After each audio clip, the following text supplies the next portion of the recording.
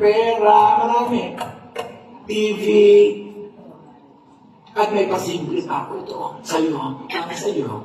Huwag mong sabihin sa iba. O ito, ganyan. Pabigay-bigay pa ng gano'n. Naging best actress siya. Kauna-una ang artistang Pilipino na naging best actress sa isang A-list festival sa Cairo. Sabi niya sa akin, dali ka sumama ka. Ay, may akong shooting, hindi ako makakapunta. Sayang naman, hindi mo makikita ang terno ko. Sabi niya.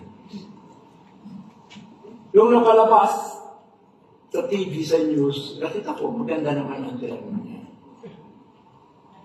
Dumating siya dito. Sabi ko, sayang, hindi nabigay sa akin ng trophy. Hindi, ibibigay ko sa iyo yung merong parang malaking gano'n, binigay sa akin ng best picture ang Global Depression. Nagustuhan siya ng mga tao. Ganon din sa Malaysia. Nanalo siyang best actress sa Malaysia. Marami pa siyang mga award, pero hindi ito naging dahilan upang malayo siya sa ordinaryong tao, upang malayo siya sa mga kasamahan niya sa trabaho. Hindi ito naging hadlang. Hindi tumaas ang kanyang ere. Siya pa rin sinoro-honor na nasa lupa. Siya pa rin sinoro-honor na hinahaan ng lahat ng tao. Sabi nga niya,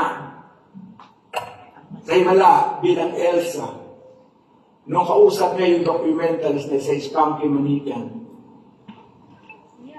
magiging kalansay na tayong lahat.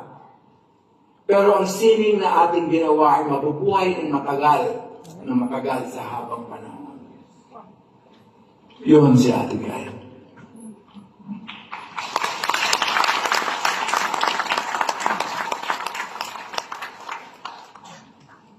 Napakahirap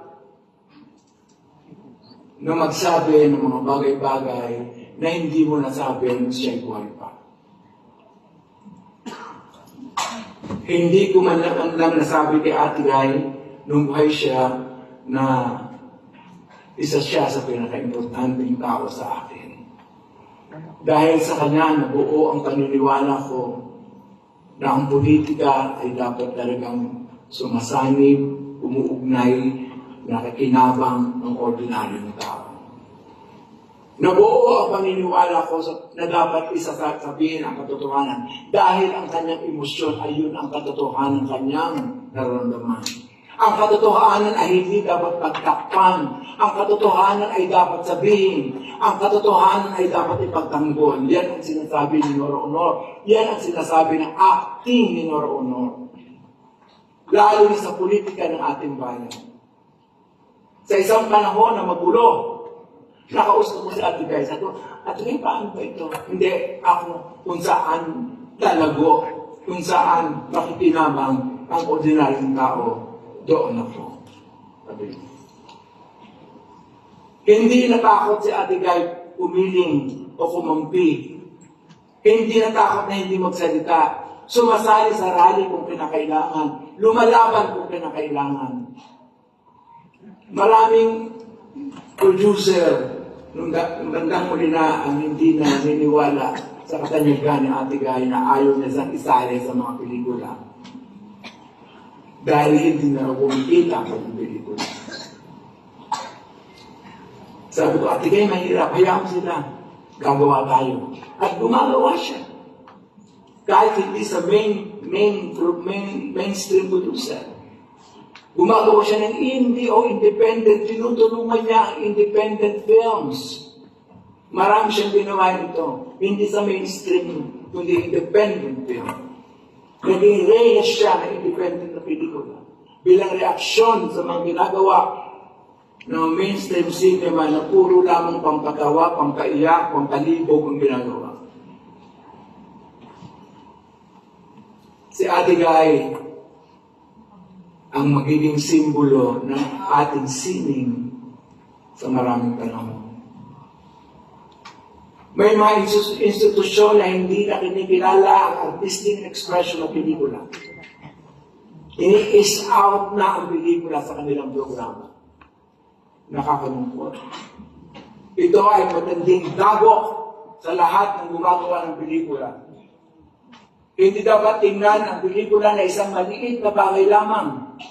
Ito'y malaking bagay dahil ito'y potent medium na naiintindihan ng ordinaryong tao. Ito ang pinaglalaban ni Nora Honor.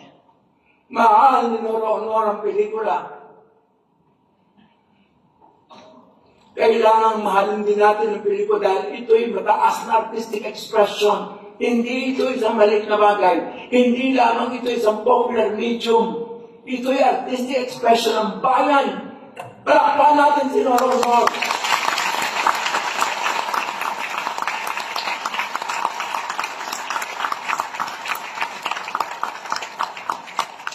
Nora, maraming salamat. Pagbukas mo ng aming pananaw tungkol sa simpleng sining ng pelikula. Maraming salamat. Maraming salamat.